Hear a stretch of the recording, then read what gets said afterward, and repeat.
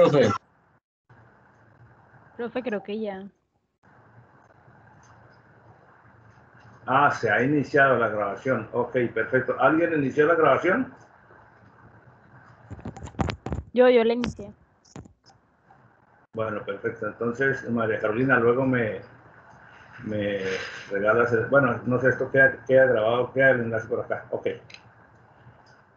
Bueno, entonces les decía que con los temas de esta semana vamos a cerrar la información que está prevista en el plan de curso para el primer corte. Entonces, en el día de hoy vamos a terminar de ver los temas para que la semana entrante, en la clase del día lunes, que es 1 hora, la vamos a dedicar a revisar la temática, a resolver inquietudes o dudas que ustedes eventualmente tengan, hacer quizás ejercicios. Hoy también vamos a hacer un ejercicio para comparar todos los métodos vistos. Pues por lo menos lo vamos a mostrar ya hecho, a explicar con todos los detalles. Y el martes, es decir, de hoy en 8, entonces las 2 horas de clase las dedicaremos al ejercicio que vamos a considerar como examen parcial, que consistirá en que yo les asigne a ustedes un ejercicio para resolver con unas condiciones que ustedes deberán resolver durante la clase, usando toda la información que tienen a la mano, pues porque no se trata de un cuestionario de memoria, sino de un ejercicio como el que vamos a plantear ahora más adelante el día de hoy, para que cada uno lo resuelva y suba la solución en el enlace que se disponga para eso durante la sesión de clase. Bueno, entonces revisemos en qué andábamos. Vamos a pasarnos a mi carpeta donde tengo la información.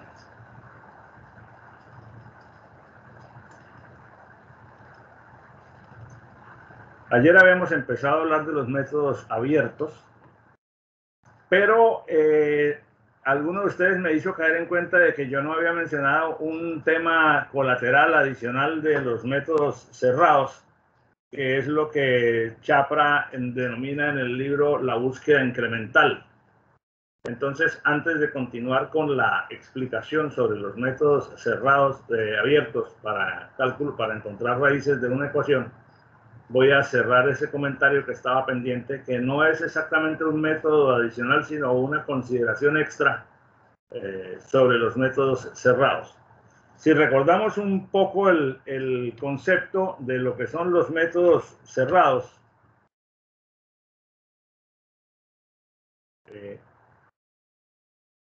algo pasó con esta presentación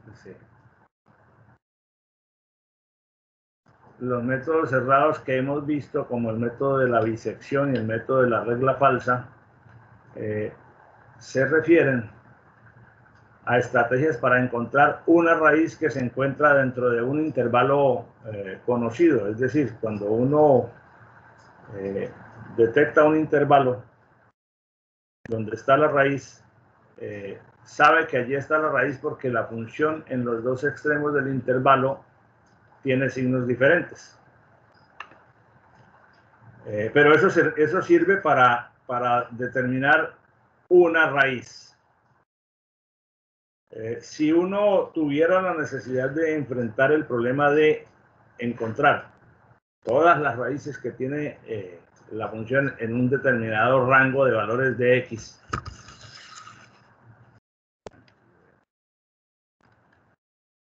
entonces tendría que aplicar cualquiera de los métodos cerrados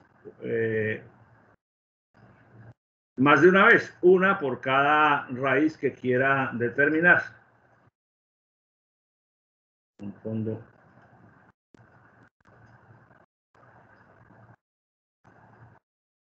Bueno, listo. Entonces, el concepto que tiene el autor del libro, de nuestro libro guía, como búsqueda incremental, es como una estrategia de sentido común y de simple lógica para determinar todas las raíces porque existen dentro de un rango de valores donde uno sabe que hay varias Si sabe que hay varias, entonces tiene que hacer el esfuerzo de delimitar un intervalo que rodee a cada una de ellas y en cada caso aplicar el método que corresponda o el método que le resulte de interés. Eso exige naturalmente tener la representación gráfica de la función, al menos en todo el rango de valores de la variable independiente que sea de interés para el estudio que se esté haciendo, porque es la única manera de determinar los intervalos que rodean a las raíces que se encuentran en ese rango, que eventualmente se encuentren en ese rango. Y la otra alternativa que propone Chapra es que haga el autor, el analista, haga una búsqueda incremental. Si necesita encontrar todas las raíces que hay entre 0 y x igual a 10, entonces empiece a explorar, puede empezar a explorar el rango de valores desde 0 hasta 10 con una búsqueda paso a paso, escogiendo un tamaño de paso que sea apropiado para la búsqueda. Y haciendo la verificación a medida que da los pasos. Entonces, partiendo del límite inferior, si yo quiero encontrar cuántas raíces tienen una función entre 0 y x igual a 5, entonces, digo, bueno, vamos a usar un paso de 0,2 para ir mirando. Entonces, en 0, ¿cuánto vale la función? Un valor cualquiera. Lo que se necesita de determinar no es cuánto vale, sino qué signo tiene la función en el punto de partida. Si, por ejemplo, es positiva, al hacer el primer paso, de ir hasta 0,2 y en ese punto la función sigue siendo positiva, querría decir que entre 0 y 0,2, como la función no ha cambiado de signo, no ha cortado al eje. Esa es una suposición de base en los métodos cerrados. Pero bien sabemos que si yo no es que con la mera apreciación de los dos signos es posible que eventualmente se cometa un error, porque como vamos a ver, cuando se usa un tamaño de paso para hacer esta búsqueda incremental, un tamaño de paso demasiado grande, podemos cometer omisiones. En condiciones normales, entonces, se evalúa entre cada punto de paso, entre cada incremento y el siguiente, si la función cambia de signo, y eso le permitiría al programa que está haciendo el recorrido de ese dominio, de ese rango de valores, le permitiría saber o le permitiría inferir al programa que entre el último paso y el nuevo paso hay un cambio de signo en la función y por lo tanto puede haber una raíz y se puede buscar mediante la bisección o mediante la regla falsa. Sin embargo, eso tiene un problema potencial. No sé qué le está pasando al computador hoy porque se me está quedando...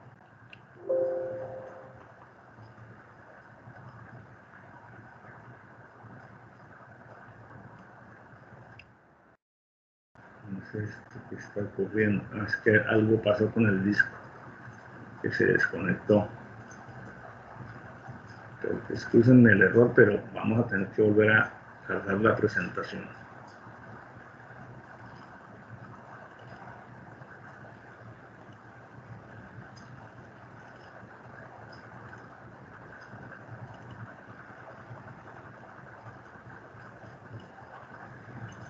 Entonces, el problema potencial que tiene hacer una búsqueda automatizada mediante incrementos, es decir, dejándole el análisis a un software o a un programa que haga el recorrido de la X, del rango de valores de X, paso a paso para ir mirando si la función cambia de signo entre un paso y otro y concluir por esa vía que si es así, entonces entre el paso anterior y el último hay una raíz, es que se pueden cometer errores de apreciación. Si yo determino que el tamaño de paso que voy a usar para la búsqueda incremental es muy pequeñito, entonces tengo que hacer muchas iteraciones. Es un poco más seguro desde el punto de vista matemático porque es menor el riesgo de cometer errores de apreciación. Pero computacionalmente es más complejo porque se tienen que hacer muchas más iteraciones. Ahora, si yo uso un tamaño de paso un poco más grande, puedo cometer errores graves de omitir raíces que están, pero que por haber hecho el análisis solamente con base en el cambio de signo, me salto raíces que eventualmente sí existen allí. Veamos, por ejemplo, si yo tengo una función como esta, Evidentemente esta función tiene una raíz en este punto, otra raíz en este punto. Raíces, recuerden, son los valores de la variable independiente donde la función se hace nula. Aquí hay otra, aquí hay otra, aquí hay otra, aquí hay otra, aquí hay otra y aquí hay una, por lo menos una. Cuando la raíz es cuando una cosa que tal vez no había dicho antes, no recuerdo si lo había dicho, cuando una curva tiene sobre el eje de las X un extremo, en este caso un máximo, esa raíz puede ser doble, triple, cuádruple, o sea, puede anular la expresión algebraica de la función en más de una forma. Pero bueno, es una raíz al fin y al cabo. Entonces, si se escoge, por ejemplo, un tamaño de paso de esta anchura, es decir, un paso aquí, otro paso aquí, otro paso aquí, y así sucesivamente, para que un programa sea el que determine las raíces que se encuentran, entonces hagamos el análisis cómo se comportaría ese programa. En este primer paso, bueno, en el punto inicial la función es de signo positivo. Ok, no hay problema. Hacemos el primer paso, calculamos cuánto vale el X, el primer X, y al evaluar la función en ese X también es de signo positivo. Entonces, bajo el criterio de los métodos cerrados, si entre el extremo izquierdo y el extremo derecho del intervalo que estemos analizando la función no cambia de signo y la función es continua, entonces quiere decir que ahí no hay raíces. Pero evidentemente la gráfica nos muestra que sí hay dos. ¿Qué ocurre ahí? Que por haber hecho un tamaño de paso demasiado grande para la forma que tiene la función, nos estamos volando la información. O sea, el sistema dice, bueno, desde aquí hasta aquí no hay raíz porque la función no ha cambiado de signo, pero es simplemente porque el paso está demasiado grande. Por eso dije al principio del curso, y lo he repetido todas las veces, que la única forma segura, certera e inobjetable de que uno no cometa ese tipo de errores es primero tener una gráfica razonablemente clara de la función para que sea el analista y no un software el que decida cuál es el tamaño de paso que le interesa usar. Si diéramos otro paso aquí, entonces veamos, en este punto la función era positiva, en este punto la función era positiva, quiere decir que entre este punto y este punto no hay cambio de signo, por lo tanto no hay raíz. Para ese intervalo coincide que el criterio es acertado, pero al dar el siguiente paso, vemos que en el paso donde estábamos la función era positiva y en el paso donde estábamos ahora, el nuevo, la función también es positiva, el software podría concluir por la misma vía anterior que no hay raíz y hay 4. Entonces, quiere decir que la búsqueda incremental tiene ese gran problema que si yo le encomiendo el análisis a un software en pasos de tamaño específico, si el tamaño que yo escojo no es inteligente o no es acertado para el problema, podemos cometer esas omisiones. ¿Cómo se evita la omisión? Pues antes de definir eso, grafique, haga lo posible por tener una gráfica muy aproximada, lo más exacta posible de la función. Aquí, por ejemplo, en este paso, en este último paso, ya funcionaría bien para detectar esta raíz, porque en el paso anterior la función era positiva y como aquí es negativa, entonces se supone que hay un corte, entonces se puede aplicar entre este valor de X y el nuevo cualquiera de los métodos cerrados. Obviamente, si yo cambio el tamaño de paso y empiezo con pasos más pequeños, entonces, por ejemplo, si doy el primer paso hasta aquí, entonces entre el extremo inicial del intervalo de análisis y el primer paso no hay cambio de signo, función positiva, no hay raíz en esta zona. Doy el siguiente paso. Ahora yo tenía que aquí la función era positiva, en el nuevo paso la función es negativa, hay una raíz, entonces se puede aplicar entre este valor de X y este valor de X, asumiendo que este es el X inicial y este es el X final, un método como el de la bisección o la regla falsa. Y así sucesivamente. En el siguiente paso, detectaríamos la otra raíz. En el siguiente paso, desperdiciaríamos una iteración sin, bueno, no se hace el cálculo, no se hace el cálculo, no se hace el cálculo varias veces. Aquí encontramos otro paso, en el que, otro intervalo pequeño en donde se podría calcular la raíz. Aquí encontramos otro, aquí encontramos otro, aquí encontramos otro. y así sucesivamente. Pero esto es coincidencial. Realmente, si yo no hago la gráfica, si simplemente yo determino un tamaño de paso entre tanto y tanto, es muy posible que por muy pequeño que yo determine el intervalo, me puede ocurrir que por creer que por usar un intervalo pequeñito, voy a estar seguro de que siempre capturo las raíces, y me puedo llevar con una sorpresa de que con intervalos pequeñitos es posible que me resulte volándome alguna, depende de cómo sea la forma de la función. Por lo tanto, la conclusión, para cerrar el tema de los métodos cerrados, es que al momento de aplicar cualquiera de los métodos individualmente o en forma incremental, aplicaciones sucesivas, siempre parta de un análisis de la gráfica primero, a partir del cual puedas determinar con una cierta certeza el tamaño del paso o el incremento.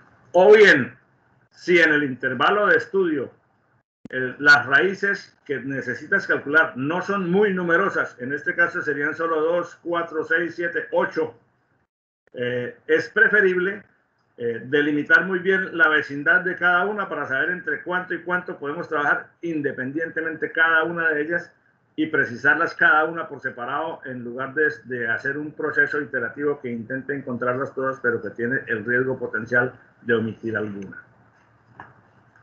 Bien, ese es entonces el comentario sobre la búsqueda incremental. Estas láminas ya están subidas en la página del curso. Yo creo que por aquí debo tener la página del curso en alguna parte. Sí, entonces aquí está lo de la búsqueda incremental.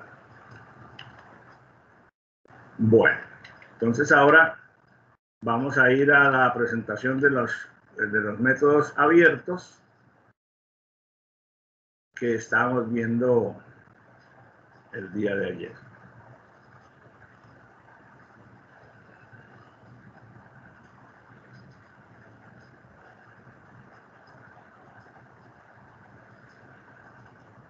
Bueno, en el día de ayer empezamos a discutir los métodos abiertos, que son estos métodos que no se sustentan en la obligación de tener un intervalo previamente conocido que delimite a la raíz o que encierre a la raíz, sino que usan estrategias de aproximación de forma iterativa, pero que tienen el riesgo de que en determinadas condiciones no convergen.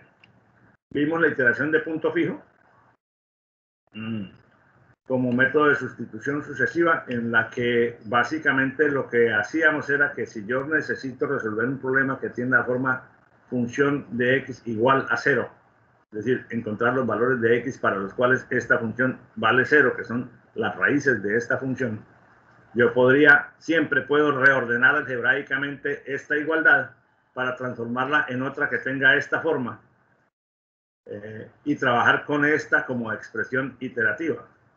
Habíamos puesto el ejemplo de que si mi problema fuera resolver esta ecuación, aunque pues obviamente esta ecuación es una ecuación cuadrática que yo la podría resolver por la fórmula cuadrática directa, pero imagínense un polinomio más complejo.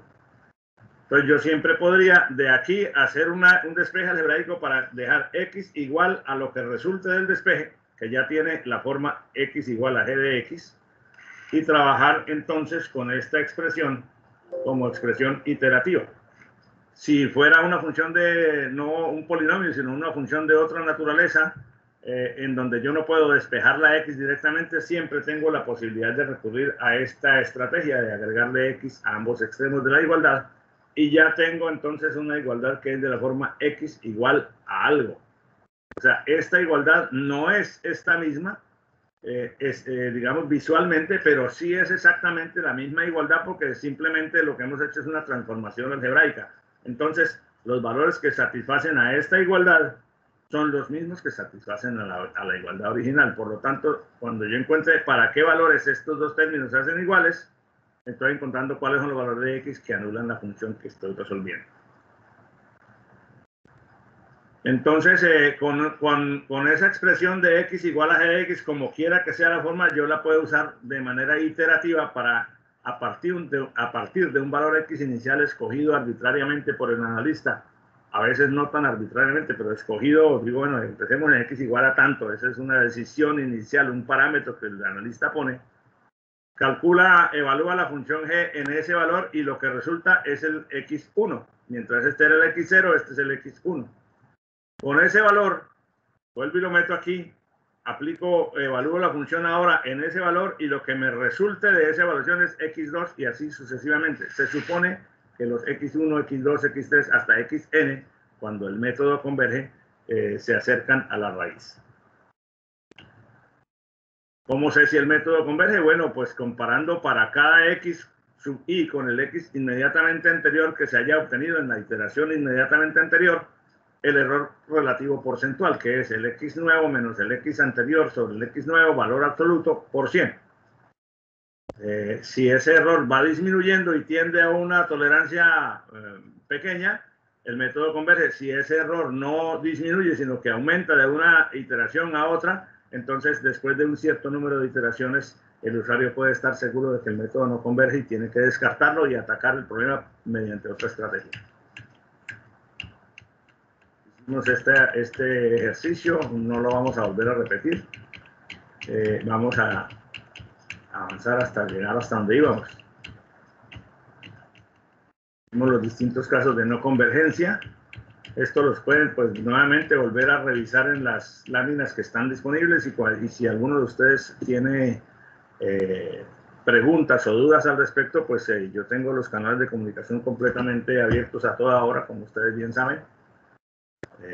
O sea que de aquí al lunes no es necesario esperar hasta el lunes para resolver dudas o para resolver problemas. Incluso si alguno de ustedes necesita de aquí a allá conversar conmigo, no por WhatsApp, sino por este medio, entonces podemos programar una conversación por Teams y compartir pantalla y revisar la duda que tengan, de manera que siéntanse en libertad para comunicarse conmigo.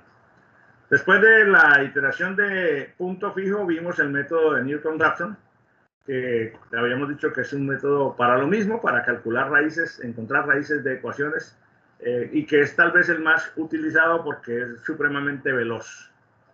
Es decir, en pocas iteraciones. Cuando converge, converge en muy pocas iteraciones y eso es muy valioso en términos computacionales, especialmente cuando se trata de problemas muy complejos que requieran que por un método como la iteración del punto fijo puedan requerir cientos, miles de iteraciones. Tener un método que converja con mayor velocidad es una herramienta muy valiosa. El concepto de Newton-Raphson es un poco diferente. Simplemente dice, bueno, si yo quiero encontrar esta raíz, entonces parto de un valor inicial. En ese valor inicial trazo la tangente a la curva, a la función a la que le quiero encontrar la raíz. Obviamente la función la tangente, que sería esta línea recta, no es otra cosa que el valor de la derivada de f de x en este punto x u y. Por eso, si yo cambio el x, la recta cambia, porque es la misma derivada, pero evaluada en un x diferente. ¿Para qué hago la derivada? Newton-Raphson me dice, bueno, calcule la tangente y donde esa recta corte al eje de las x, ahí tienes el siguiente x sub i. Y ahora puedes repetir la estrategia. En x sub i más 1, o sea, si este era el x0, ahora este fue x1. Estando en x1, trazas la tangente a la curva, ahora en el valor de x1, y donde esa recta corte al eje de las x, tienes el x siguiente. Y así sucesivamente. Entonces, evidentemente, al menos en un caso como el que estamos viendo, si yo trazo ahora aquí la recta tangente en x y más 2, ella va a cortar, siempre va a cortar en un punto más cercano a la raíz. Bueno, siempre que las condiciones de la función original lo permitan, porque a veces, cuando uno hace el primer cálculo, por ejemplo, imagínense que aquí en este punto estuviera casi un máximo, entonces la pendiente al trazar la pendiente en esa curva, si la curva fuera, por ejemplo, así, entonces si fuera no creciente, sino que aquí se acostara nuevamente, es posible que la pendiente apunte por allá a un valor muy lejano y no sabemos qué pase por allá. Entonces al menos se nos sale del escenario de observación. Lo veremos, lo discutimos también el día de ayer. Entonces, ¿qué ocurre? Que este método, simplemente la estrategia es que como la derivada en x sub i, la recta esta que está aquí roja, tiene una expresión algebraica así como esta. la derivada es la tangente de este ángulo, o sea, es esta altura f de x sub i sobre esta diferencia xi más 1 menos xi, esa es la expresión de la derivada. Entonces, de esa expresión, yo puedo encontrar cuánto vale xi más 1 haciendo la transformación del despeje algebraico. Entonces, me resulta la fórmula, la conocidísima fórmula de Newton-Raphson, que me permite calcular el x sub i más 1, esta es una fórmula ya iterativa, como el x anterior menos el cociente entre la función y su derivada, evaluadas ambas en el x anterior. Muy sencilla la expresión, muy fácil de aplicar, siempre y cuando yo pueda tener la expresión algebraica de la derivada de la función que estoy analizando. Entonces, por ejemplo, bueno, este ejemplo lo hicimos también el día de ayer. Si la función fuera e a la menos x, la derivada es menos e a la menos x menos 1 y la función, la expresión de Newton-Raphson sería x sub i más 1 igual a x sub i menos la función aplicada en x sub i sobre la derivada de la función aplicada en x sub i. Y con esta expresión iterativa voy calculando sucesivamente valores de x que vuelvo a alimentar aquí para calcular el nuevo. Bueno, este ya es el resultado del ejercicio. Aquí vimos otro ejemplo que tenía muy baja velocidad de convergencia. Y vimos los ejemplos en los cuales el método de Newton-Raphson puede tener muy baja o no o ninguna convergencia. Igual estos ejemplos están debidamente documentados en el libro de Chapra y Canale, que es el libro que tenemos como texto guía. Les recomendaría darle un vistazo al capítulo. Bueno, entonces ahora, para cerrar el tema de los métodos abiertos, aparece el método de la secante.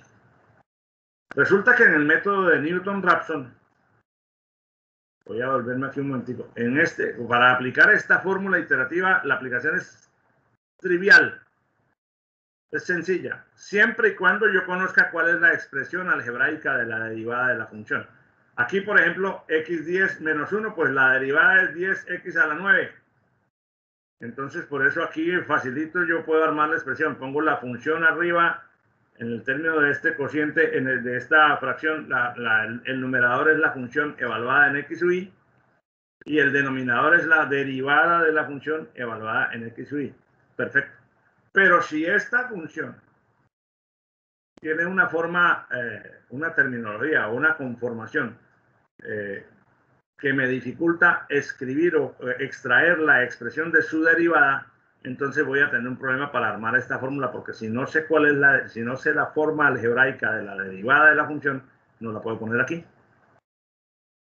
Entonces, como hay muchas funciones en las que obtener la derivada es todo un proceso de cálculo y todo un proceso de análisis que uno quisiera evitar, o que a veces no tiene el tiempo porque en determinadas circunstancias el análisis que estás haciendo es porque necesitas encontrar un valor crítico de un proceso, de una máquina o de qué sé yo, y no le puedes gastar una tarde a encontrar la derivada de una función para poder aplicar el método.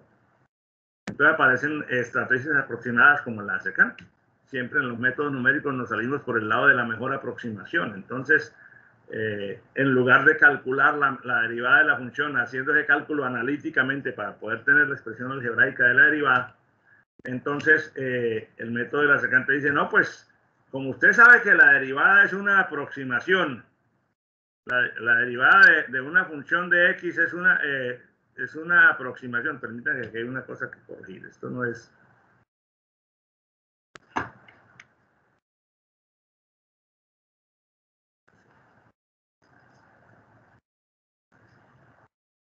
Entonces, usted sabe que la derivada se puede calcular aproximadamente si usted tiene dos valores xi y xi menos 1, o x1 y x2, dos valores de x que estén cercanos entre sí. Si esos valores están bien cerquita, se parecen a un diferencial de x, entonces este cociente se parece a la derivada. Realmente este signo igual debería ser un aproximadamente igual, porque la verdadera igualdad es cuando se calcula el límite, cuando el delta de x tiende a 0 de esta fracción, de este cociente. Pero bueno, entonces, ¿qué es lo que me dice el método de la secante? Pues fácilmente es lo mismo que el método de Newton-Raphson, solo que no calculamos la derivada en la expresión de Newton-Raphson, sino que metemos esto en lugar de la derivada.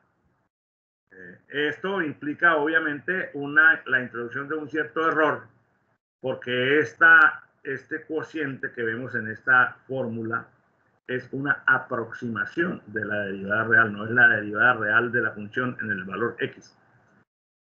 Entonces, pero como se trata de resolver la situación cuando yo no soy capaz o no tengo herramientas suficientes para encontrar la expresión algebraica de la derivada que me permita construir la fórmula de Newton-Raphson, entonces el inventor dijo, bueno, vea, cojamos dos puntos cualquiera.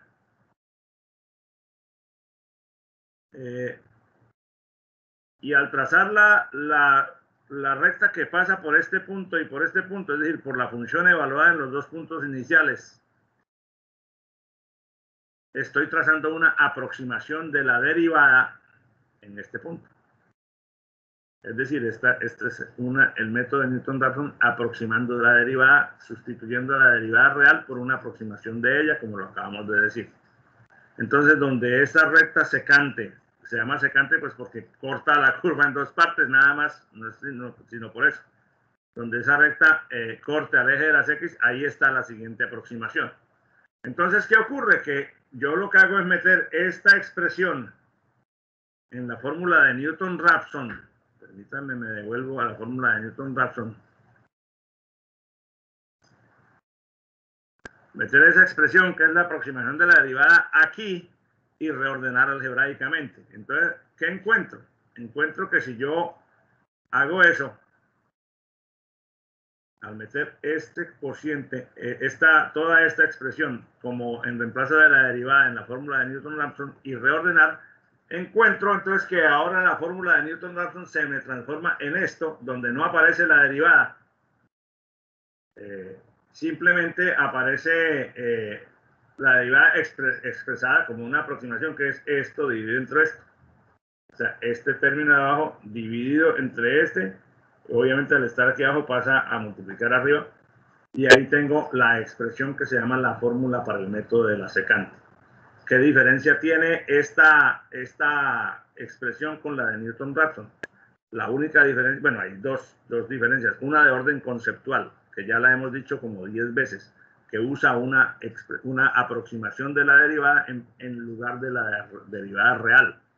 Y la otra, que es de orden práctico, es que en el método de Newton-Raphson yo escogía un punto inicial y a partir de ahí empezaba a iterar.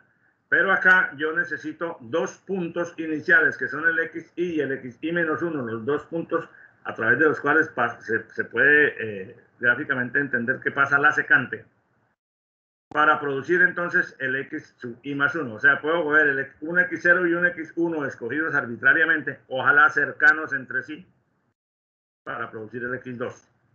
Cuando ya tenga el x2, es decir, cuando tenga el primer resultado de esta iteración, entonces cojo el x1 y el x2, los meto aquí, como xy menos 1 y xy, para producir el x3. O sea, siempre tengo que producir el nuevo x sub i en función de los dos inmediatamente anteriores.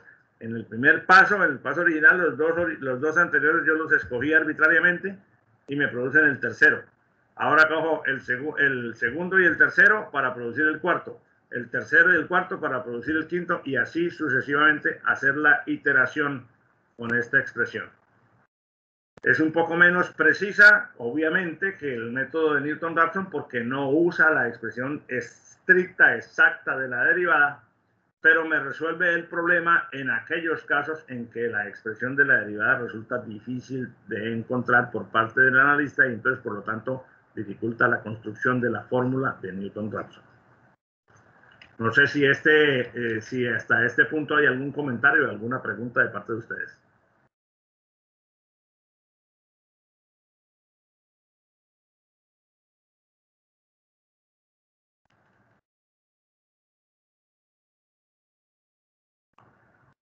Bueno, entonces parece que no lo hay. A ver, vamos a revisar entonces quién me estaba haciendo falta. Andrés Camilo. Andrés Camilo ya está. José Daniel Miranda. Ahí está, ya está presente. Bienvenido a nuestra clase. José Roberto también ya está. María Carolina. Perfecto. Rafael Alfonso Ortega. Sí, señor. Quórum completo.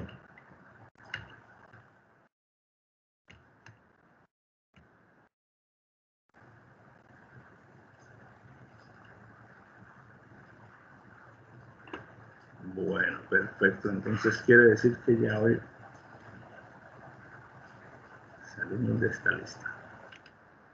Bueno, entonces, ahora veamos un ejercicio. Un ejercicio que nos permite como ver todo el tema en perspectiva. Vamos a abrir la presentación. Yo tengo en esta hoja de Excel que estoy mostrándoles.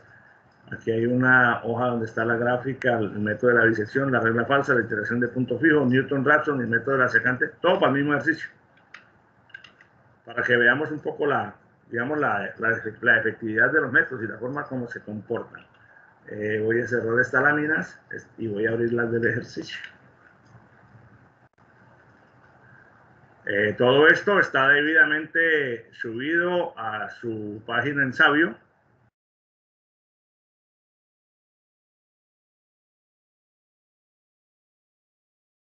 Entonces veamos cuál es el ejercicio que nos presenta. Nos plantean el siguiente problema. Se ha diseñado un tanque esférico para almacenamiento de agua en una instalación industrial. Como se ve aquí en la figura, bueno, imagínense que esto es una esfera. Tratamos de hacer un dibujo ahí. Bueno, el dibujo está en los libros y tratamos de, bueno, nos imaginamos que esa es una esfera. El volumen total que se puede almacenar en esa esfera está dada por esta expresión, pi h cuadrado por 3r menos h sobre 3. Entonces el problema que me plantean es el siguiente. Si el radio de la esfera es de 3 metros, o sea, de aquí hasta allá, el radio, ¿cuál es la profundidad h, esta altura? Esta que vemos aquí, esta altura, que debe tener el líquido en el tanque para garantizar que se tienen 30 metros cúbicos. Aquí dice utilizando el método de Newton-Raphson, pero lo vamos a mirar con todos los métodos.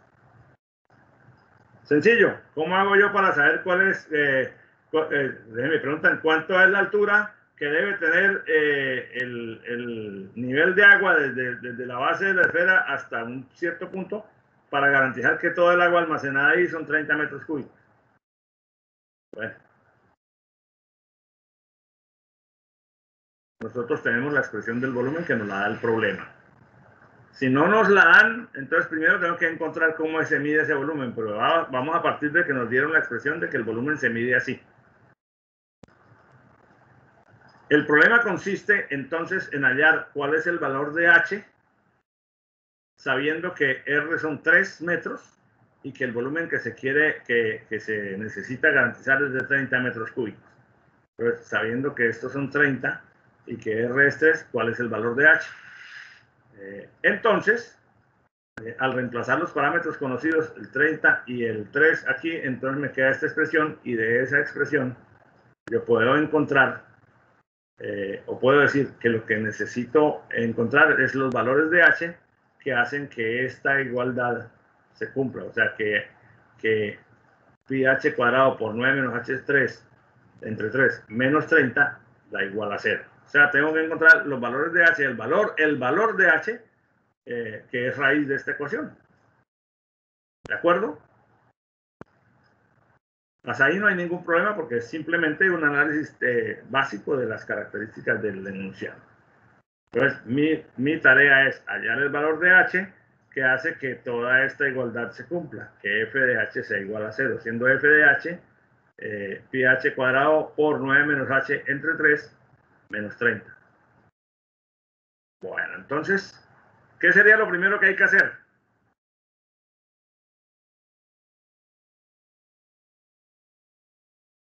Profe, hágame el favor, se puede devolver a la siguiente, a la anterior. A ver, un momento que estaba copiando.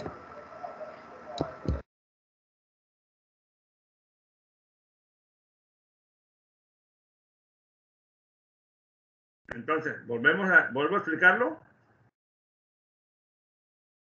No, déjalo ahí porque estaba copiando.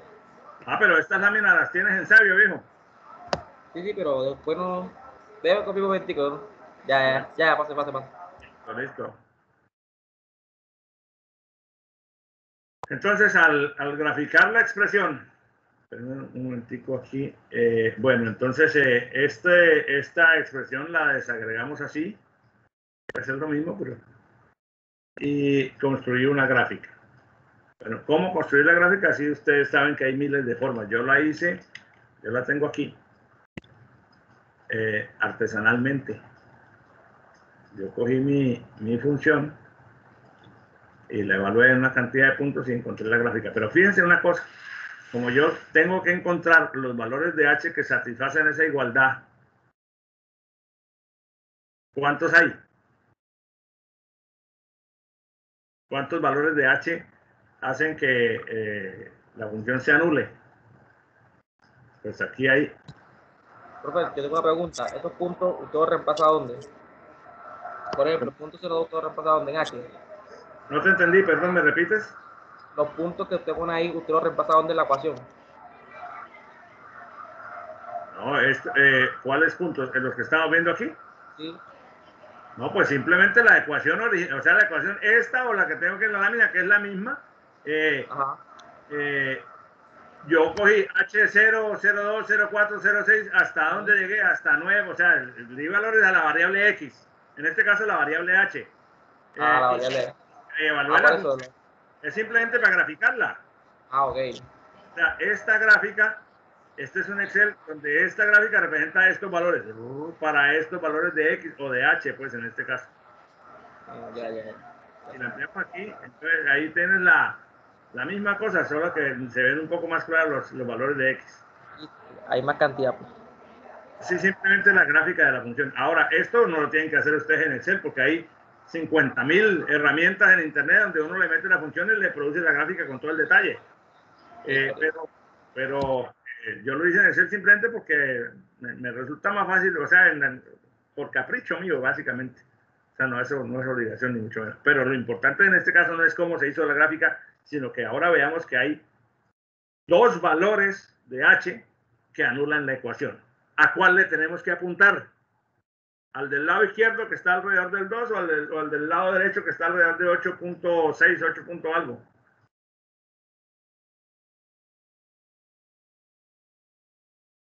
¿Cuál es el que tenemos que calcular o tenemos que calcularlos ambos? Yo diría que el que está a la izquierda, porque en valor de Y, por así decirlo, pues no supera los 30, supongo yo, no sé. Bueno, entonces fíjense que aquí es donde quería yo hacer énfasis en una cosa que es muy importante, que es tu capacidad para enfocar tu análisis hacia los datos que te van a ser útiles realmente. Vamos a devolvernos un poquito.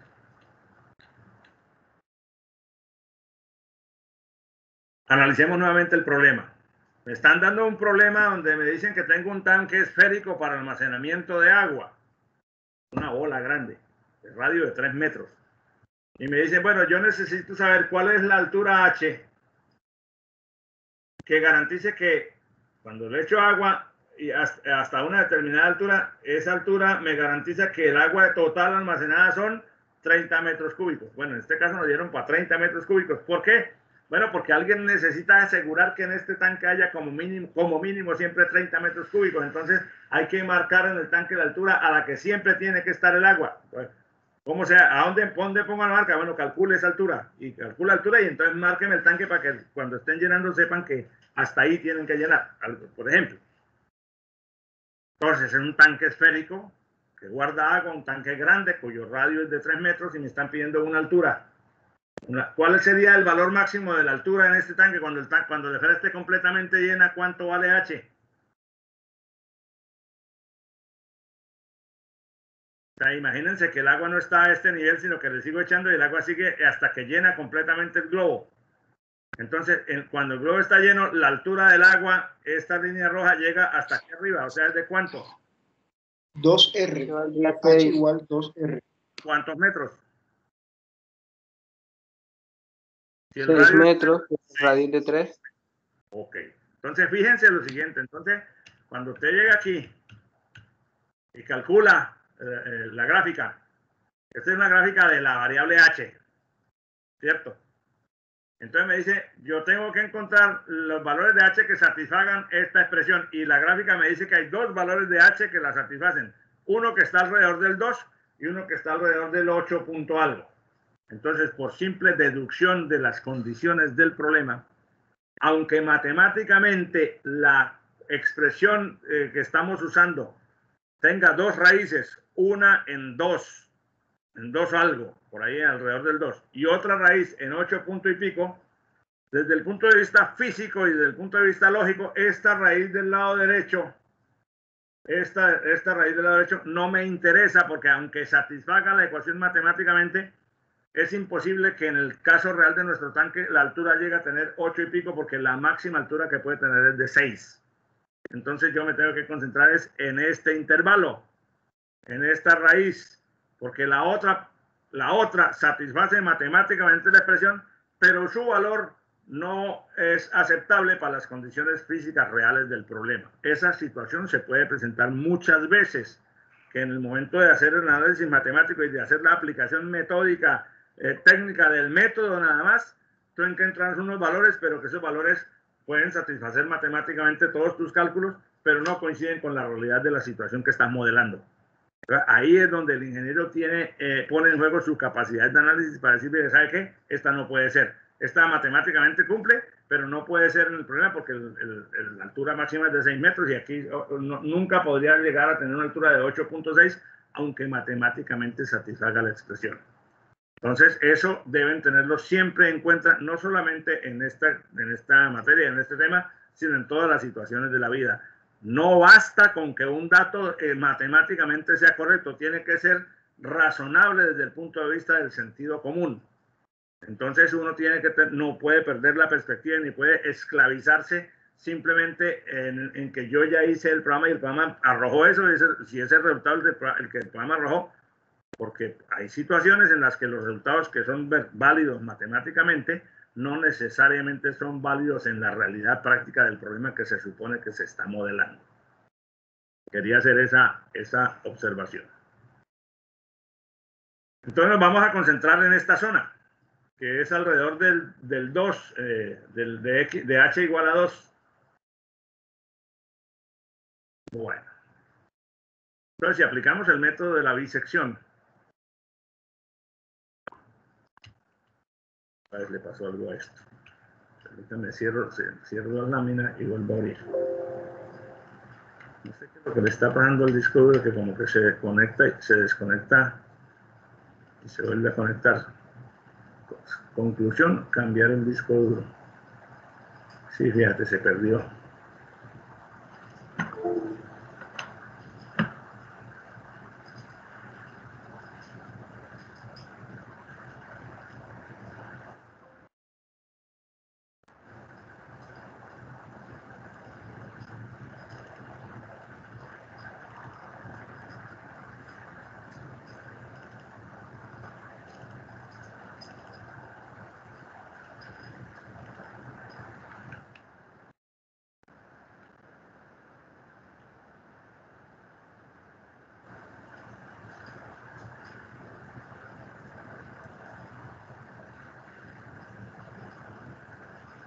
Bueno, entonces,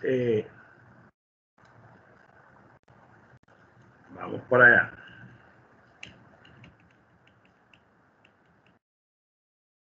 Al aplicar la bisección, bueno, el método de la bisección ya desde el punto de vista mecánico, pues no tiene mucho sentido, o sea, no tiene mucho sentido, no tiene mucha complejidad. Un momentico acá.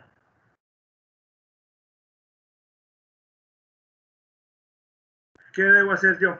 Si yo quiero concentrarme en encontrar esta raíz, Entonces yo sé que está alrededor del 2 punto algo. Si yo no tengo una forma de precisar esto más allá de un decimal, como lo estoy viendo aquí, pues yo escogería entre 1,8 y 2,2 o entre 1,4 y 2, un valor a la izquierda que esté seguro que la función es de un signo y un valor a la derecha de la raíz que quiero encontrar, en donde esté seguro que la función es del otro signo. Yo puedo trabajar entre 1 y 3 si se me antoja, o entre 1,8, 1,7 y 2,2, porque estoy seguro que visualmente no voy a cometer error. ¿Cómo lo hicimos aquí? Entre 1,8 y 2,2.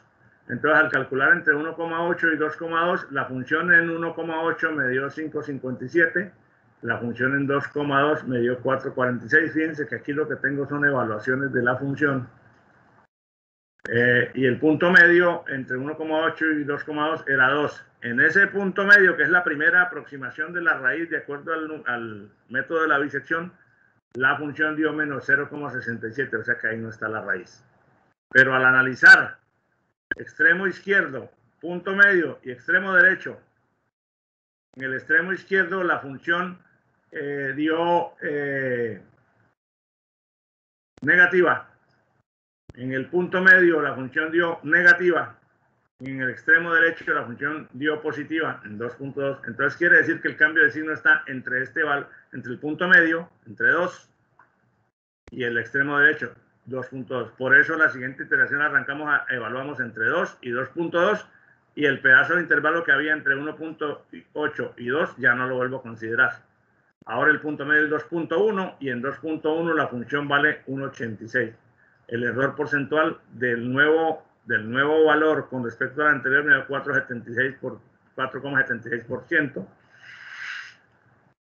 Y así sucesivamente vemos cómo a medida que hacemos cálculos, la raíz, el punto medio del intervalo cada vez más reducido, va convergiendo a un valor, y evidentemente el error porcentual relativo también va disminuyendo a un valor hasta hacer nulo. Bueno, este nulo es con la representación de 5 cifras decimales que tengo acá. Si yo a esto le amplío las cifras decimales, pues obviamente no es exactamente un cero completo. Pero es un valor muy pequeño, como pueden ver.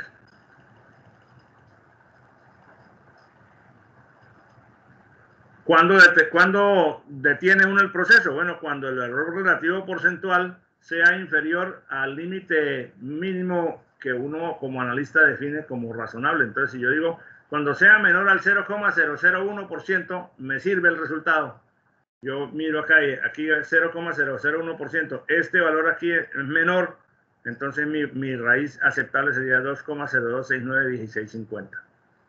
O 2,0269, que es las 5 cifras que ya están absolutamente fijas, seguras a partir de ahí. Bueno, estaban seguras a partir de acá, porque aquí, entre la iteración 13 y la iteración 14, no hubo cambio en las 5 primeras cifras significativas.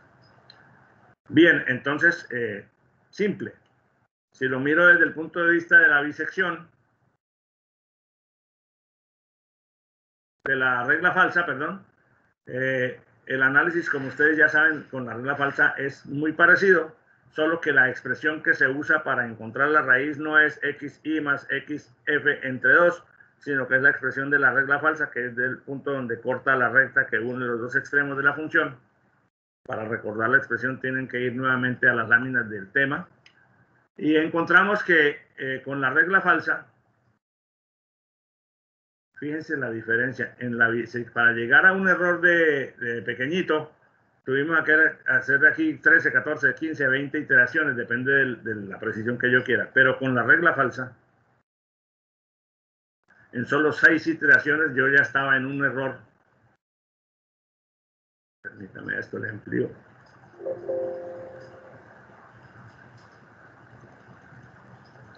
En solo 6 iteraciones yo ya tenía un error tan pequeñito que es mejor que el que con el método de la bisección yo había tenido en 20 iteraciones. Eso nos muestra que, al menos en este caso, la estrategia de la regla falsa frente a la estrategia de la bisección es muy superior en términos de velocidad.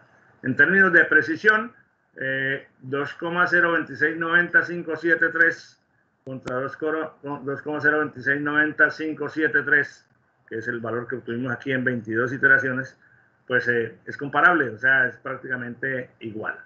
Solo que aquí lo obtuvimos desde la iteración quinta, digamos, a ese nivel de cifras seguras. Claro, yo puedo también ver si esto tiene variación en las cifras siguientes y seguramente que lo va a tener, pero fíjense que la variación es relativamente pequeña. O sea que en 5 iteraciones hicimos un trabajo mucho más rápido que el que se logró con la bisección.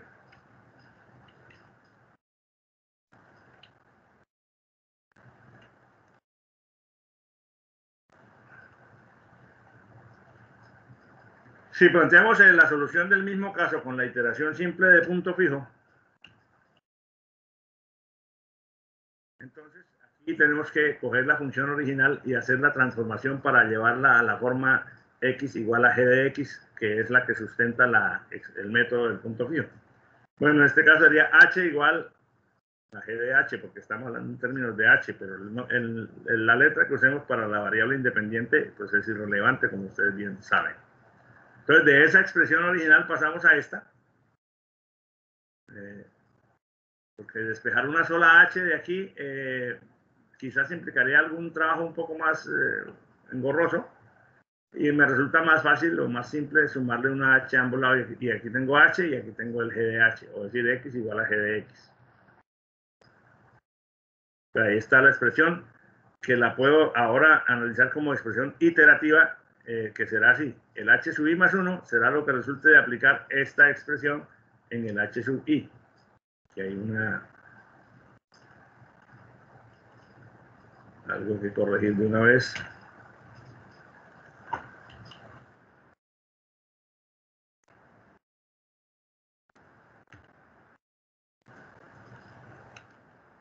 Simplemente por la pureza de la simbología, para que no haya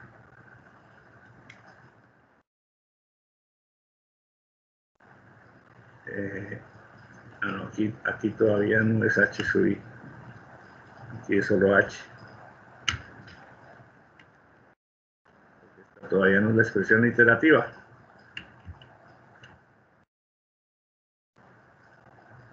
Esta sí ya es la expresión iterativa, que se puede, digamos, entender como base para un ciclo de repetición.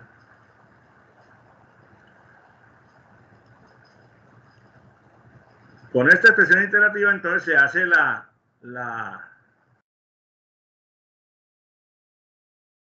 aplicación del método. Entonces, también hay unos errores de una vez para que ustedes, cuando vean las láminas, no tengamos posibilidades de confusión.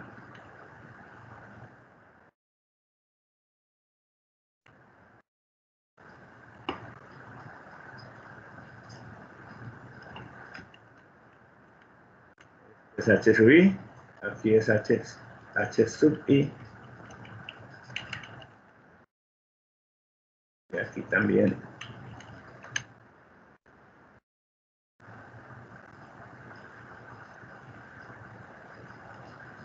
Bueno, entonces quiere decir que donde estos valores se hagan iguales, es decir, donde esto se cumpla, se cumple la solución de la expresión original, porque ya sabemos que la expresión iterativa se obtuvo de la expresión original. Ahora, entonces, ¿qué pasa? Que yo voy a comparar la gráfica de h contra g de h. Esta gráfica tiene una particularidad que yo necesito que ustedes no pierdan de vista. Mientras aquí la escala va de 0,2 en 0,2 para las x. 0,02 es un 80 a 0,04. 80, 84, 1,88, así, la escala es pequeñita, el paso es pequeñito en x. Hacia arriba es de 2 unidades.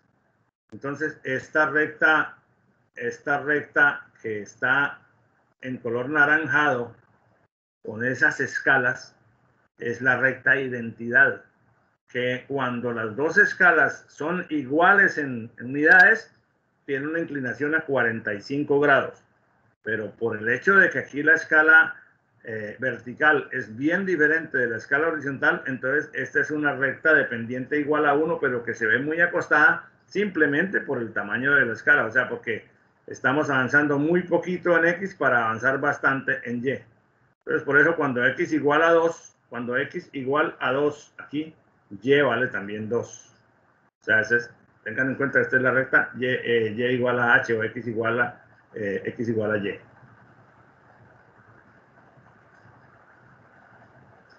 Ahí están las dos expresiones. La una es la recta identidad, la otra es el otro extremo, el otro miembro de la expresión iterativa del punto fijo, y donde esas dos líneas, donde esas dos funciones se corten, está el valor de X que satisface la expresión original, como bien lo hemos visto cuando explicamos la iteración de punto fijo. Entonces resulta que vamos a hacer esa aplicación en el programa. Aquí tengo quizás una visión mejor de la situación que les estaba diciendo. Claro que aquí vamos desde 0 hasta 1 por acá, o sea que de todas maneras el valor horizontal, la escala horizontal es distinta de la escala vertical. Si yo ampliara la gráfica, de pronto puedo obtener una visión más aproximada de lo que es.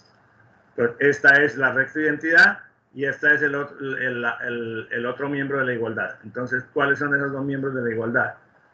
H, que es la recta identidad, y el otro miembro es Y igual a todo esto. Pero resulta que al aplicar la expresión iterativa de punto fijo, que aquí la tengo como una fórmula y ustedes pueden verificarlo cuando analicen con detenimiento los datos del problema, después de algunas iteraciones, el valor, en lugar de estar convergiendo, el valor de H, en lugar de estar convergiendo, se nos está disparando y llega un momento en que simplemente no es representable en Excel. Entonces resulta que el error porcentual crece y crece y crece y crece tanto que definitivamente llega un momento en que no es posible representarlo, lo que quiere decir que el método no converge.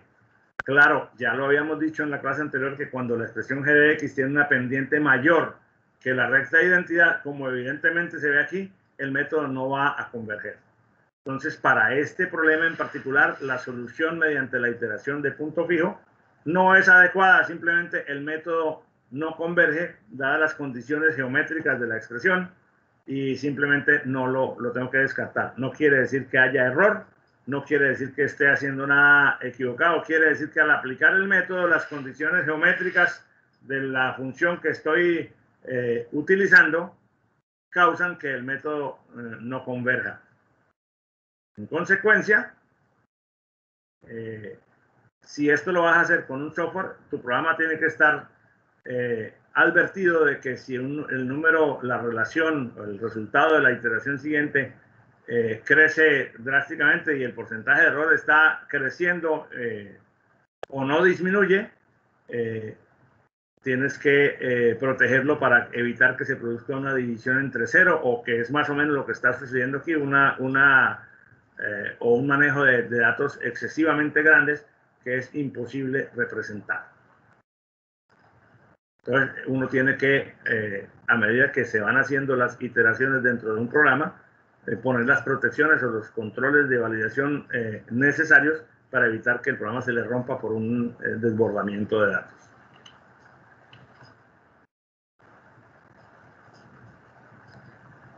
Entonces, simplemente, pues aquí puse los primeros valores que teníamos en el Excel, hasta donde fue representable, que significa que no tuvimos éxito con ese método. Con el método de Newton-Raphson, la fórmula de Newton-Raphson nos dice que esto que está aquí en el recuadro amarillo, el xy más 1 es igual al xy anterior menos la división entre la función y su derivada. En nuestro caso, si esta es la función, entonces yo la puedo despejar, pues o sea, la puedo separar o expandir para poder derivar con mayor facilidad.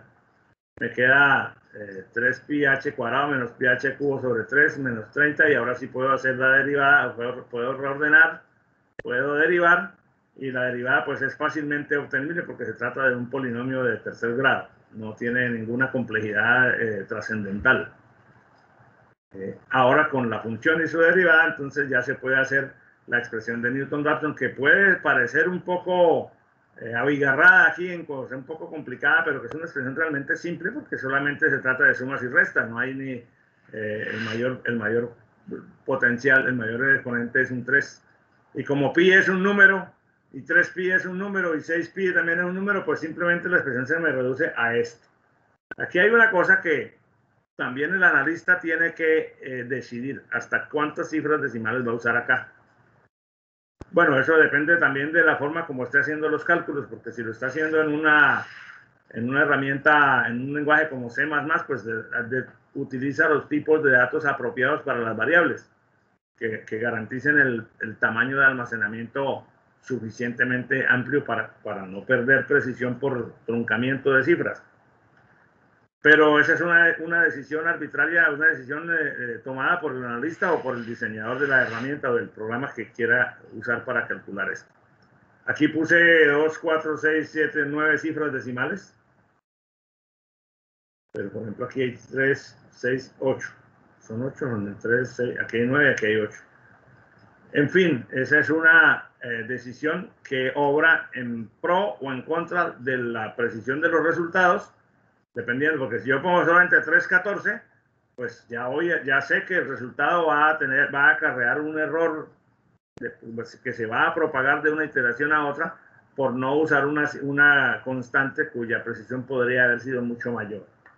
Y eso pues impacta los h sub i sucesivos y el h sub i que se obtiene con un determinado error que viene ahí acumulado, cuyo tamaño no lo tengo numérico, pero sé que está ahí. Le pasa al hacer otra vez la aplicación aquí adentro de la fórmula, vuelve y o sea, el error se propaga y al propagarse suele crecer.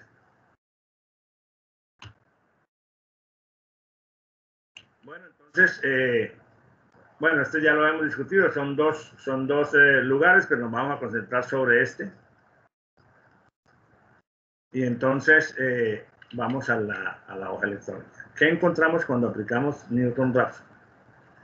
Bueno, como ustedes saben bien, para aplicar Newton-Raphson yo tengo que escoger un valor inicial.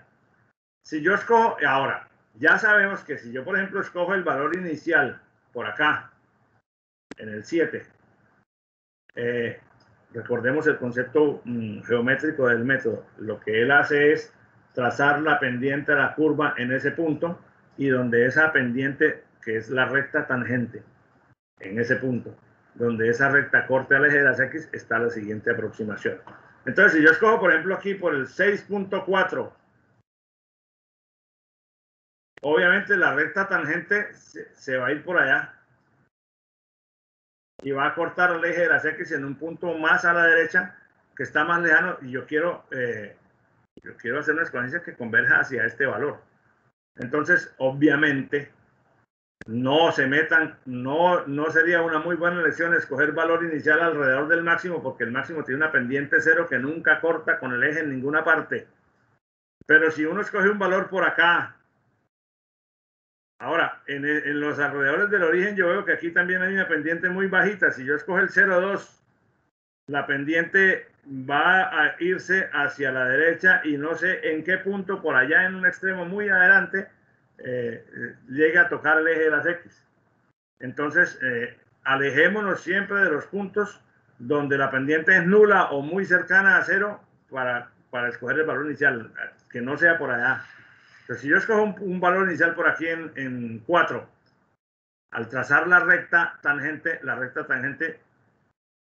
va a llegar a un valor por aquí, en alguna parte de esta zona. Supongamos que llegó por acá. Entonces, al trazar la tangente en esta zona, la recta va a cortar por acá, más cerca del punto que me interesa. Y se van a dar una convergencia alternada a izquierda y derecha. ¿Qué hicimos aquí? Bueno, por ejemplo, con X igual a 1,5, es decir, arrancando en 1,5, por acá.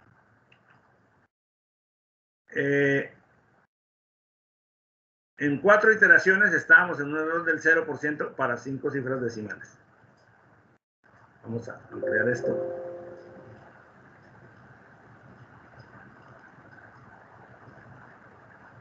Para más. Fíjate, básicamente en 2 iteraciones le pegamos a un valor con suficiente precisión, que es 2,026905884. Es lo que tenemos aquí. Bueno, estos valores más bien vamos a verlos acá en la hoja de Excel. Repetí el cálculo. Bueno, esta tabla que está aquí es simplemente lo que me permite hacer la gráfica. O sea que a esto son tres, estas columnas no les paren tantas bolas porque son simplemente 3 maneras distintas de calcular los valores de H para producir la gráfica, con paso de 0,1, de 0,01 y de 0,01. No importa, o sea que esto no interviene en la solución del problema, esto es simplemente la tabla para construir la gráfica. Aplicando el método con un punto de partida de x igual a 2,5. Entonces, veamos.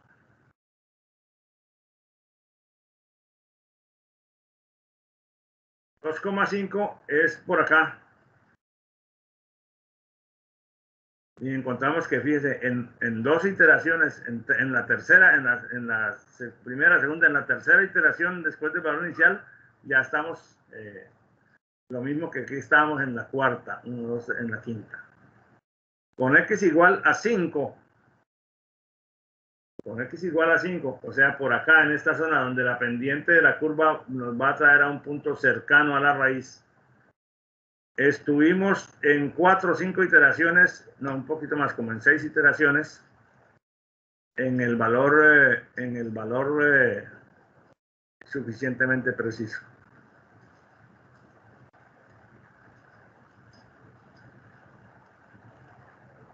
Pero fíjense que al escoger x igual a 6, lo que les había dicho, al escoger x igual a 6, en x igual a 6, uno ve que la curva tiene una pendiente casi horizontal. O sea, es básicamente, visualmente uno se da cuenta que x igual a 6 está o está muy cerca de un máximo de la función.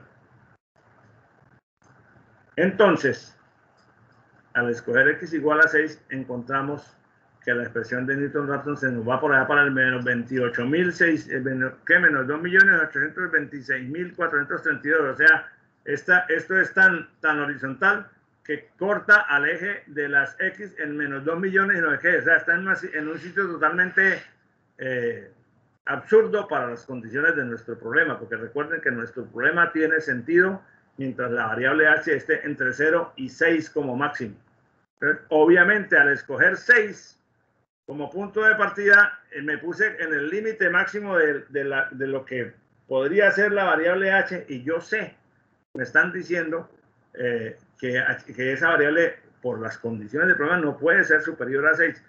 Al ponerlo en 6 o al ponerlo en cualquier valor por encima de 6, me arriesgo a lo que me pasó. Simplemente el programa, el método se dispara porque en ese punto tengo una pendiente igual a 0 o muy cercana, y no es predecible lo que suceda en las iteraciones sucesivas, como bien se ve aquí. Entonces, fíjense que los valores no presentan ningún tipo de convergencia, por lo tanto, ese punto de partida está mal escogido. Pero quería mostrar esto porque viendo cómo con distintos puntos de partida se logran diferentes niveles de acercamiento, casi todos con una velocidad muy alta, con muy pocas iteraciones. Obviamente, si escojo el punto de partida en un sitio que yo evidentemente veo que es inconveniente, pues la voy a embarrar porque yo mismo puse el arranque donde no debía. Bueno, entonces ahora veamos el método, cómo aplicamos esto para el método de la secante. Por el método de la secante, pues simplemente es lo mismo que Newton-Raphson, pero cambiando la fórmula. Porque la fórmula de la secante lo que hace es sustituir la derivada por la aproximación de ella. Recuerden que es esta diferencia de f sobre la diferencia de x, pero al estar aquí en el denominador la pasamos para aquí arriba. Por lo tanto, el método la aplicación es relativamente trivial. Simplemente uno pero tengo que escoger dos valores, el xi menos 1 y el xi, porque aquí necesito dos valores iniciales para la primera iteración. Entonces escogimos 1,8 y 1,9 y eso me dio el valor resultante de la expresión es 1,78. Ahora, con 1,9 y 1,78 producimos el siguiente valor que me dio 2,03. 0,313. Ahora, con 1,78 y 2,0313 produjimos el siguiente valor que me dio 2,0267 y así sucesivamente.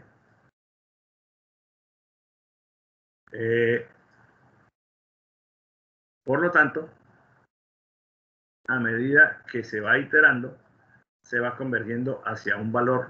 Bueno, o se puede, dependiendo de donde, si yo escojo esto, por ejemplo, 6 y 6,1, hagan ustedes después la prueba con el Excel en su casa, verán que no hay convergencia porque es como apuntarle a lo que hicimos aquí, arrancar por aquí.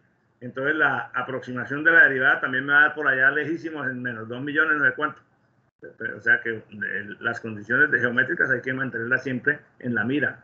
O sea, uno no puede solamente guiarse por la aplicación de una fórmula mecánica, tiene que pensar si lo que está haciendo tiene consistencia con las condiciones del problema. Esa parte no se la enseña a uno el método, esa parte no es inherente ni a la fórmula de la secante, ni a la fórmula de Newton, nada. Es simplemente que tú tengas claras las condiciones del problema para que decidas sobre esa concepción clara si lo que estás haciendo tiene lógica. Así sea matemáticamente correcto, porque puede ser matemáticamente correcto, pero no tener consistencia lógica con las condiciones del problema que se te está planteando. Fíjense que en este problema tiene esa condición desde el principio. Hay dos raíces. Pero cualquiera de ustedes podría decir, bueno, apliquemos y calculamos esta. Mire, da 8 punto algo. Y yo te digo, 0, viejo, porque esa raíz es absurda. ¿Por qué? Sí, que es matemáticamente correcta, pero es absurda para el problema. El problema no puede pasarse de 6.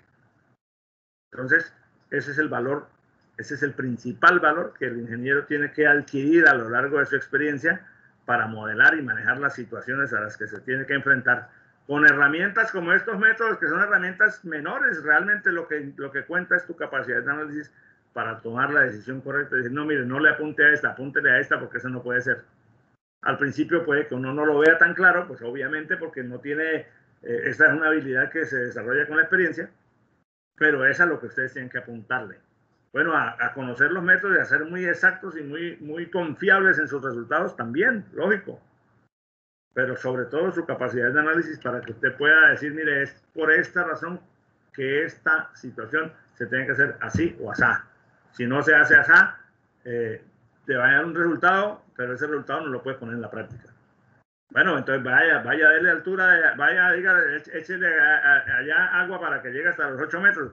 Jefe, pero solamente son 6. Bueno, te das cuenta. Entonces no calcules sobre los 8 metros porque estás perdiendo el tiempo. ¿Por qué? Porque no lo vas a poder lograr. O sea, porque las condiciones físicas del problema no te lo permiten. Bueno, preguntas. Sí, profesor, yo tengo una pregunta. Respecto a los métodos, vimos que la raíz con el método de la bisección es diferente a la raíz con el método de Newton-Raphson. ¿Por qué?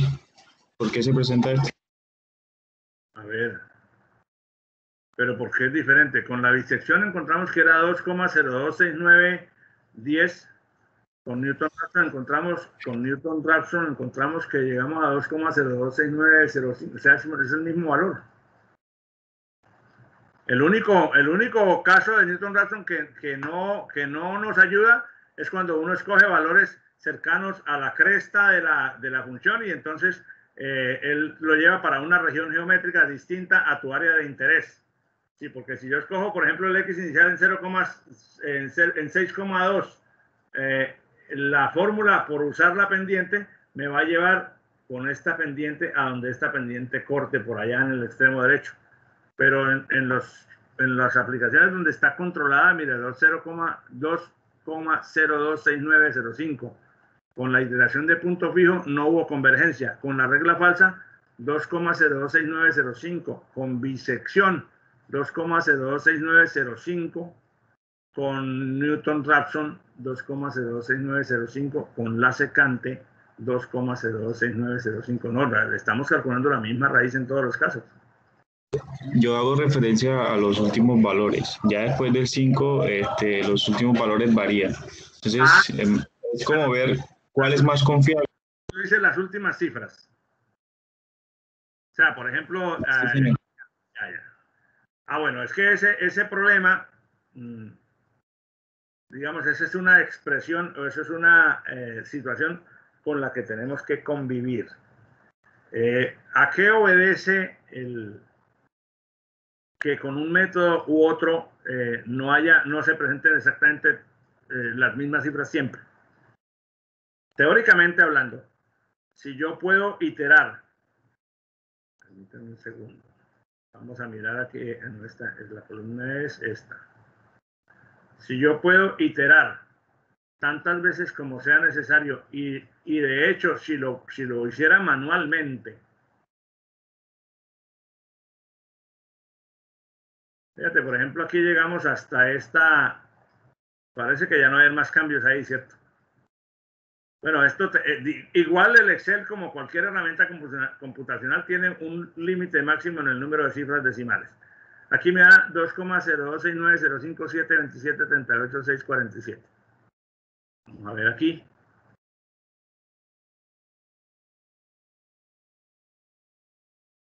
Vamos a coger a este personaje y vamos a darle... Evidentemente no es lo mismo, ¿cierto? Es lo mismo en lo esencial, pero no es lo mismo estrictamente hablando. Vamos a copiar este valor y a pegarlo aquí al ladito para ver. Pegar como valores.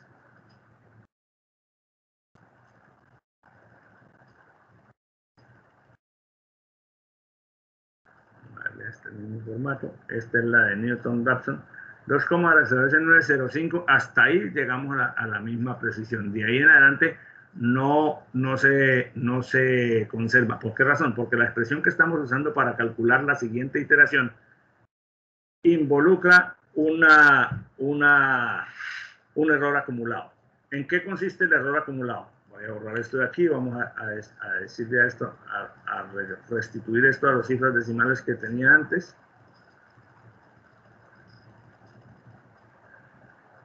¿Cuál es el error acumulado? Que yo, por ejemplo, en la bisección, 1.8, entre 1.8 y 2.2, el punto medio es 2, cerrado. Listo. Ese valor es absolutamente preciso y exacto, no tiene error. La mitad entre 1.8 y 2.2 es 2. Pero resulta que en la siguiente iteración yo trabajo entre 2 y 2.2. Descarté la primera mitad del intervalo, dado que la función era de igual signo en el extremo izquierdo y en la mitad.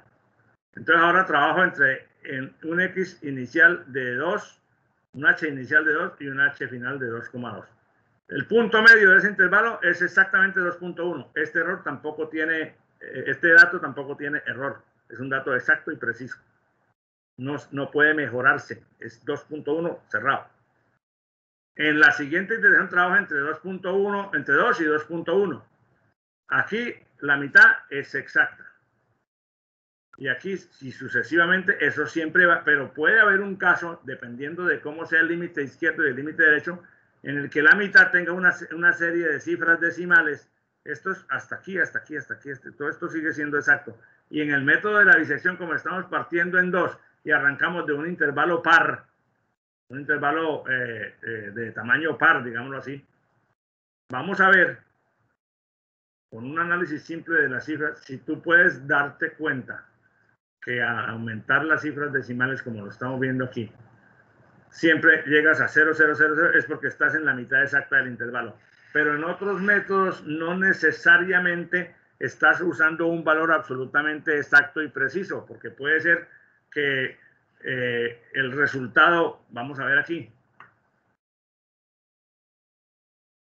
que yo simplemente esté truncando el cálculo que haga la máquina o el cálculo que haga yo para encontrar nuevo valor, en este caso el que hace la máquina, que yo simplemente el resultado de la expresión me lo entregue la calculadora, el Excel o el programa con una cantidad de cifras decimales que es inherente a la naturaleza del dato, que es el tipo de dato que estás usando, pero que matemáticamente podría tener mucho más. De hecho, cuando yo uso, por ejemplo, el número pi, ya involucro un error que puede propagarse en las operaciones sucesivas. ¿Por qué? Porque yo al número pi le doy una cantidad de cifras decimales máxima. Yo no le puedo decir al computador use pi con todos los decimales porque nadie sabe cuántos son. De hecho, cualquier número en el computador tiene una representación en cifras finitas. Entonces, ese solo hecho de que cualquiera de los operandos haya sido truncado por alguna necesidad práctica, básicamente por la necesidad de representación de datos en la memoria del computador, causa esas ligeras diferencias.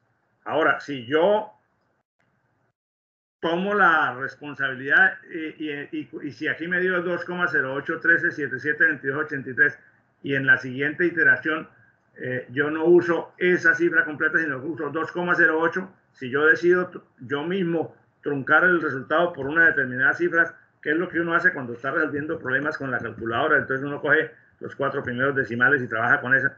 Ahí, al despreciar del quinto decimal en adelante, estás introduciendo un error de truncamiento o un error de redondeo. Y si ese resultado se usa en un ciclo posterior donde se agrava la situación, donde se vuelve a repetir esa situación con valores nuevos, pues gradualmente los valores se van alejando del valor real. ¿Cuál sería la única forma de encontrar siempre el valor exacto o de encontrar el valor más exacto posible? Bueno, que trabajaras a mano y que en todos los cálculos usaras todas las cifras decimales que fueran posibles. Pero bien sabemos que hay muchos casos en que es imposible usar todas las cifras decimales que fueran posibles porque son infinitas. Pero en esos casos, y esos casos son muy frecuentes, tienes que acudir a algún método de solución. Y el método es recortar por una determinada posición. ¿Cuál de los métodos entonces es más confiable que el otro? No, realmente no hay una regla de comparación que me permita a mí decir este método es más preciso que aquel, porque es que eso está estrechamente relacionado con lo que estemos haciendo, porque eso depende de lo que sea f de x, por ejemplo. Que si f de x es un polinomio en enteros, no hay problema, pero si aquí, por ejemplo, f de x fuera 0,12784x al cuadrado menos 10 sobre 1,41424324, pues entonces ya tú sabes que el resultado va a tener la posibilidad de unas cifras decimales fuera de tu control y tienes que recortar en alguna parte. Entonces cualquiera de los métodos va a tener inherente, como lo dijimos al principio del curso, una carga de un error numérico que puede deberse al truncamiento o al redondeo. Entonces, ¿cuál es el criterio que se usa en este escenario? El error porcentual entre una iteración y la anterior. Cuando el error porcentual relativo entre la nueva iteración y la anterior queda menos que una tolerancia que tú habías puesto como parámetro, por ejemplo, y te le pones muy exigente, cuando el error sea menor del 0,000001%, ahí paro. Entonces pones el programa a iterar y solamente cuando se llegue a ese nivel de diferencia entre la nueva iteración y la anterior, se detiene. Que ese valor no es estrictamente el matemático real que debía ser, muy seguramente es así. Y eso pasa como cuando se construye una obra. La longitud de la luz de la viga de 10,3427 metros. Entonces, cuando la construyes, tú la vas a medir con un flexómetro de 10,34,2. Bueno, pero como lo que faltaron son 7 décimas de milímetro, no importa, porque es que pues para ese fenómeno esa diferencia ya no es significativa, pero no es la solución real matemática. Entonces no hay, sino que establecer un muy buen criterio de parada, o sea, un muy buen criterio de error porcentual relativo, y el mejor manejo posible en los tipos de datos para que la representación interna en el equipo tenga la mayor cantidad de cifras posibles. Lo peor que uno puede hacer es arbitrariamente recortar números porque le parecieron muy largos.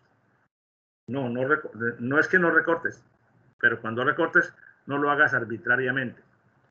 Entonces, una buena política es usar números de precisión flotante grande cuando se trata de hacer programas de computador. para que se almacenen las cantidades en la forma más extensa o más representativa posible y no se nos presenten estos errores. Pero repito, no hay ninguno de estos métodos que sea mejor o peor que el otro. Típicamente se reconoce el método de Newton-Raphson como un método muy rápido.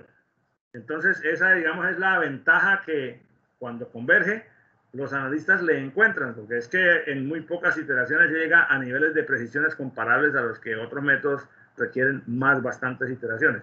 Pero es todo lo que se puede decir. No hay un ranking que permita comparar que los métodos abiertos son mejor que los métodos cerrados. No.